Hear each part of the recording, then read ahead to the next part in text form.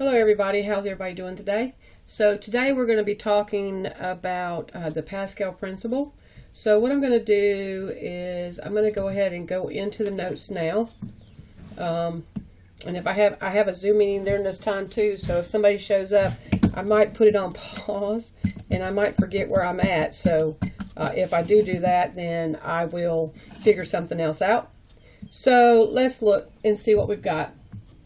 So we have the Pascal principle, which is pressure at a point in the fluid depends on the depth in the fluid as unrelated to the shape of the container.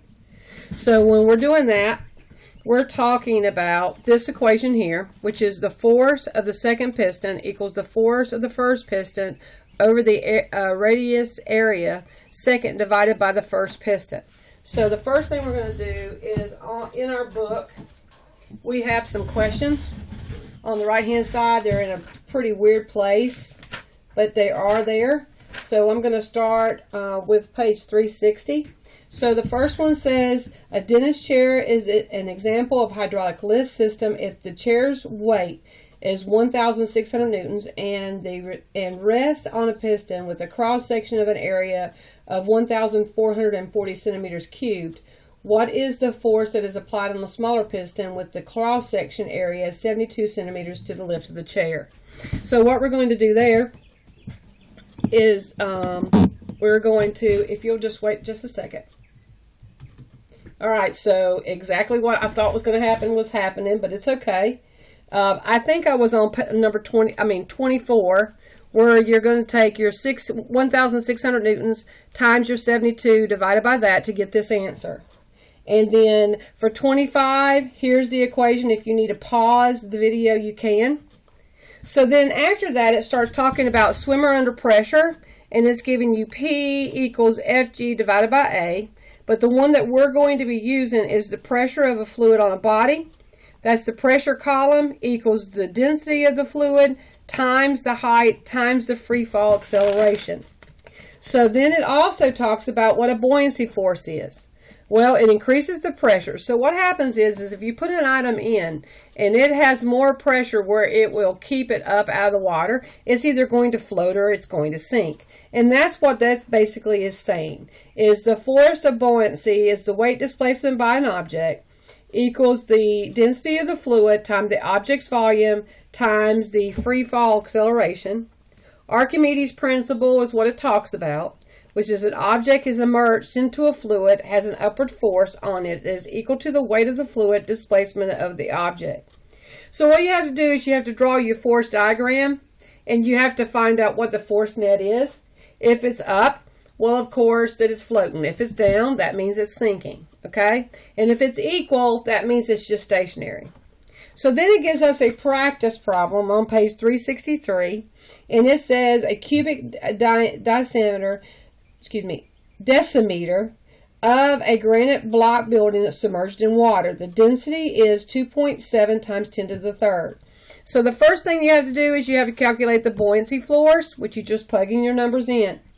Then you've got to figure out what the weight of that granite is. And then once you get that, then you take this from this to find out if it is floating or if it's not. Question number 27 says a common brick has 1.8 times the density of water. What is the net force of 0.20 meters cubed block brick underwater? So what you're going to do here is you're going to take your brick, your water, and then you're going to multiply that by your gravity, and you get 1.6 times 10 to the third. Number 28 says, a girl is floating on freshwater lake with her head above the water. She weighs 610 newtons, and the volume is submerged in water. So then what I'm going to do is I'm going to take the 6.10, I go over and use the chart for this number, and I times it by gravity, and I get 6.2 times 10 to the negative 2. After that, it talks about the Bernoullis principle. And with that, it says that the velocity of a fluid increases, the pressure exerted on the fluid decreases. So it shows this example here. And then also, and that would be the end of that section. The next section talks about a solid. And a solid is made out of crystal lattice. Remember, those are all connected together. That makes this, we talked about it in chemistry. The coefficient of linear expression expansion is equal to the change of the length divided by the original length and the change in temperature. So we have the coefficient of a linear expression, which looks like a fish, equals the change in length divided by the product's original length times the change in temperature. The second coefficient is the coefficient of volume expansion. To change the volumes, divide by the original volume and change the temperature. So this one we have the beta, which is the funny looking B, and that's the coefficient of the volume expansion, equals change in volume over the product of the original volume with the change in temperature. So then it has a question on page 370, and then I'm going to go ahead and I just wrote that out to make sense of it for myself, and then I went to 39, and with this you're trying to find out what this L1 is. So since we're looking for the change in L is. So what we're going to do is we're going to do this here to get our answer, which is 6.1 times 10 to the third, and then question number 40 is the only other one I needed you to do. That one, it's a piece of steel, was 1.5, and I'm changing that from centimeters to meters at a temperature of 22 degrees, okay? So then it's heated to 1,211 degrees Celsius. So I took those away from each other, and I got 12.0 times 10 to the negative 6. And once I multiply those together, I get 1.2 times 10 to the negative 1. To be able to get this here, the way I did that is I took the temperature 2 minus the temperature 1 to get that answer. I hope you have a good day. I just want to let you know that they just figured out that we are no longer going to teach new material on coming this Friday. So that's kind of put me kind of in a bind. I will continue to post this. If you remember, I was telling you I was going to make a quiz and a test grade out of that.